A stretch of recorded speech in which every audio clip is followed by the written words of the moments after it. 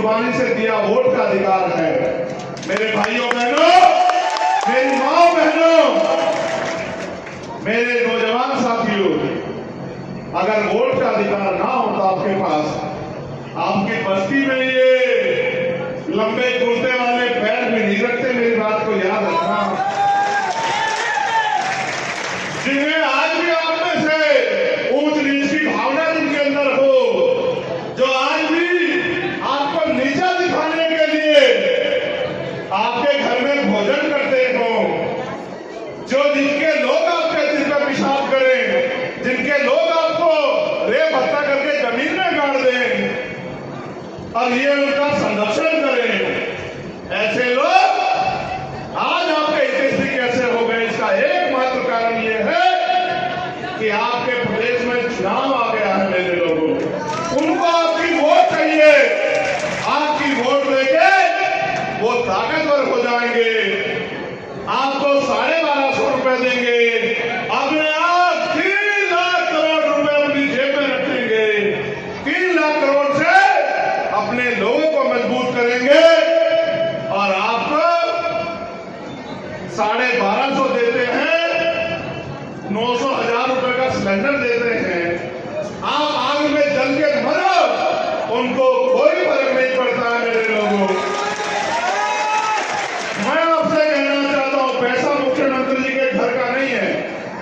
1250 दे, 1250 रख लो।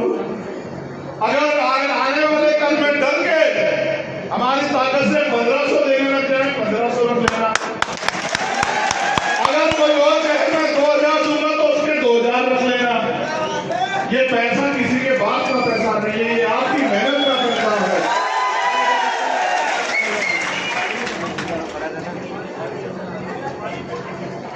पैसा ये देना दे तुम्हें तो पैसा इनका रख लेना, लेकिन अपनी चाबी इनके हाथ में मत देना।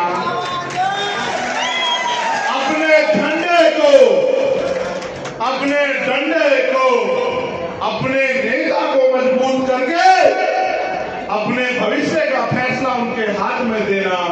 इसलिए वोट आजाद समाज पार्टी को देना और चुनाव के समय के लिए आपकी वोट को खरीदने के लिए पैसा देने आए, वो पैसा भी रख लेना। इनकी मां ने दूध नहीं पिलाया कि ये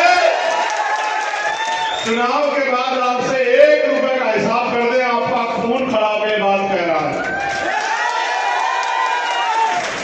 अगर कोई आपको लूट के और लूट का कुछ हिस्सा देना है, उस हिस्से को रख लेना। इनका पैसा नहीं है, लेकिन अपनी ताकत को जरूर बनाना, क्योंकि अगर आपने गलती की तो अगले 5 साल फिर आपको इनके आगे ऐसे हाथ फैला कर रखना पड़ेगा। मैं नहीं चाहता कि मेरी माओ बहनों के, मेरे भाइयों के, मेरे बुजुर्गों के, मेरे नौजवान भाइयों के हाथ इनके आगे फैले। आपको याद होगा 12 फरवरी को भोपाल में वो सैलाब याद है ना आपको? हमने सरकार को अपना ज्ञापन दिया था। इन्होंने हमारा ज्ञापन में से बहुत कम मांगों की तरफ देखा, विचार किया, पूरी नहीं की। हमारे कर्मचारियों की समस्या थी, हमारे किसानों की समस्या थी, भर्तियों में घोटाले की समस्या थी, नौजवान के भविष्य की समस्या थी। अगर दलितों पे, आदिवासियों पे अन्याय होता है, अभी 8.5 लाख रुपए मिलते, गौर करना। अगर किसी कमजोर की, दलित आदिवासी की हत्या हो जाए, कितने